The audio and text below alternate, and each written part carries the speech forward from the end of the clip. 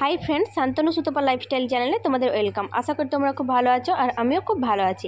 আমি কিন্তু এখন আছি আমার মামা বাড়িতে। কালকে কিন্তু সন্ধ্যের সময় আমি এসেছি, তো পরের দিন সকাল থেকেই ব্লগটা আমি শুরু করছি। আমার মাসিমণি এখানে শরবত বানাচ্ছিল সবার জন্য, আর আমি আমার মামামকে খাইয়ে দিচ্ছিলাম। আমার মামামকে খাওয়ানোর পর মাসির সাথে একটু বেড়াতে যাচ্ছিলাম। মাসি যাচ্ছিল একজনের বাড়িতে দুধের জন্য, তো মাসির সাথেই গিয়েছিলাম। তো এখানে আমি কেন হাসছিলাম আমি নিজেও জানি না, তো মাসির সাথে কথা বলতে বলতে যাচ্ছিলাম, এটাই মনে আছে, তো সেটাই তোমাদের সাথে শেয়ার করলাম। তো বাড়ি এসে এখন সকালের খাবার খাচ্ছিলাম, তারপর দুপুরে কোনো ক্লিপ তোলা হয়নি। তো সন্ধ্যের সময় আমার মাসি ও দিদা মিলে পিঠে বানাচ্ছিল, সেইটাই কিন্তু তোমাদের সাথে আজকে আমি শেয়ার করব, পিঠে বানানোর রেসিপিটা। আমার দিদা পিঠে বানাবে বলে আগে থেকেই চাল ফেলে রেখেছিল। আমার মাসিমণি এখানে চালগুলোকে মিক্সিতে ভালো করে ব্লেন্ড করে নিচ্ছিল। তো চলো পুরো পিঠে বানানোর রেসিপিটা তোমাদের দেখাই। তো ভালোভাবে ব্লেন্ড হয়ে গেছে, খুব সুন্দরভাবে কিন্তু ব্লেন্ডটা হয়েছে, দেখে নাও তোমরা। তো আজকে যে পিঠেটা বানানো হবে তার নাম হলো পাটিসাপটা ও গুড় পিঠে। তো পিঠে বানানোর জন্য আমার দিদা এখানে নারকেলগুলোকে খুব সুন্দর করে কেটে নিয়েছে, দেখে নাও বন্ধুরা, খুব সুন্দর করে নারকেলগুলোকে কেটে নিয়েছে। এখন এই নারকেলগুলোকে ভালোভাবে চুড়ে নেবে।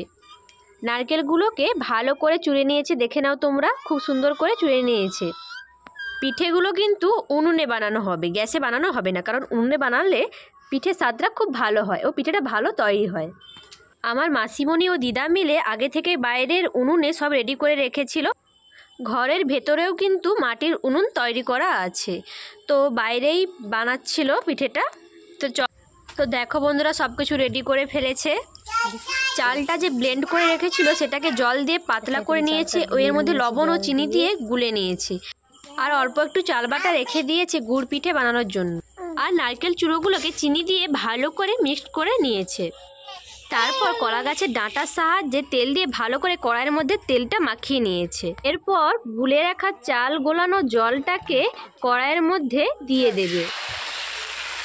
এরপর হাতের সাহায্যে ব্যালেন্স করে এই চাল গোলানো জলটাকে ভালো করে গোল করে রুটির মতন করে নেবে। এরপর হালকা তাবিয়ে নেওয়ার পর খুন্তির সাহায্যে হালকা করে আস্তে আস্তে করে ভালোভাবে তুলে নেবে।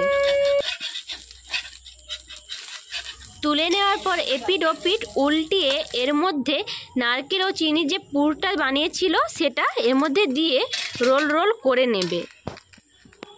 রোল করে হালকা সেঁকে নিলেই আমাদের কিন্তু পাটিসাপটা পিঠে তৈরি।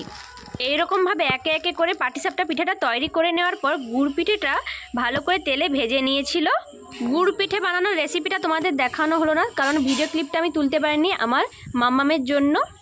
এটাও বানানো কিন্তু খুব সিম্পল, যে চাল বাটাটা রেখেছিল তার মধ্যেই নারকেল চূড়ো চিনি সব কিছু গুলিয়ে তেলের মধ্যে দিয়ে ভেজে নিয়েছিল, ওটা কিন্তু গুড় পিঠে।